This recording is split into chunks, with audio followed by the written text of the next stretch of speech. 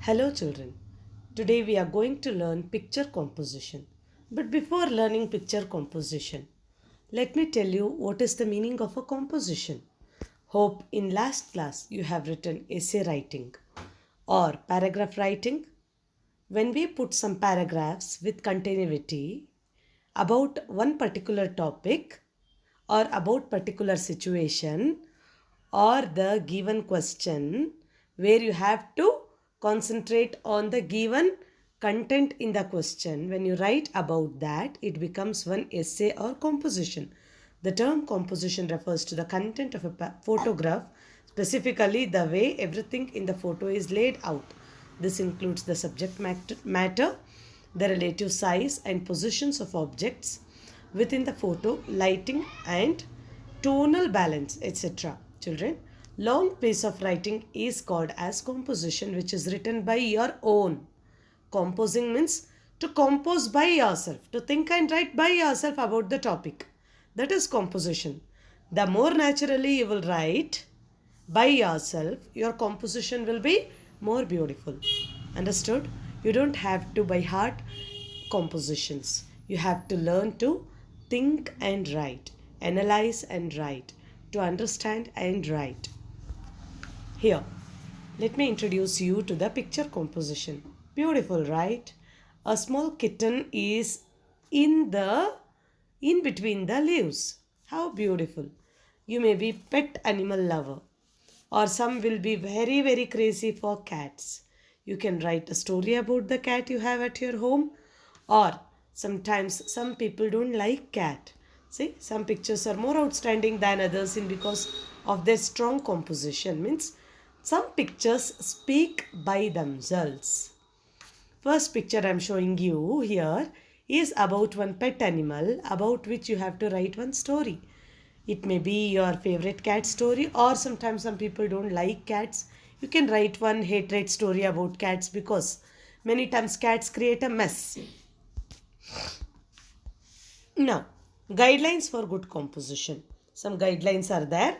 A picture composition can be used to express your personal experience and thoughts. Begin the composition with an introduction that includes a description of the picture. Try to use all elements available in the picture. If you want to narrate a story based on the picture, use the past tense. Use the present continuous tense or to describe a scene. You can give names to the people and places to make your composition interesting. Yes, here let me tell you. Normally, we write 5 paragraphs composition, and that 5 paragraphs include introduction, explanation and continuation, including conclusion. Okay, but in 8th standard, let us begin with 3 paragraph composition.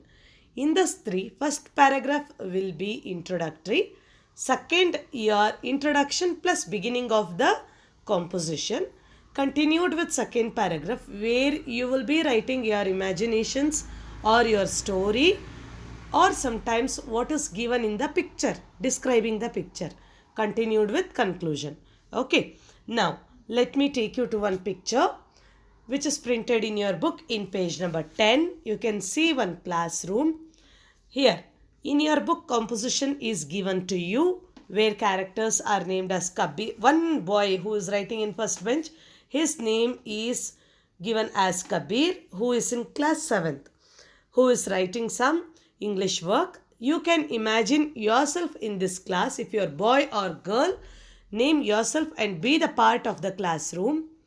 And imagine that English class is going on where you are learning some lesson, and you can write what situation happened in the class.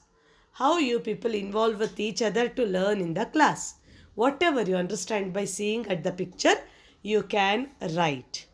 Okay, describing the picture is the main part where you can give the names for the characters. And also what is seen in the picture can be written neatly. Fine, you can build a small story based on the given picture. Children, remember to surround yourself for the given picture or question. Don't move out of the picture. Okay, if classroom is given, don't write about playground. If class is going on, don't write about PT period. that makes your composition completely wrong. Okay, now, thank you.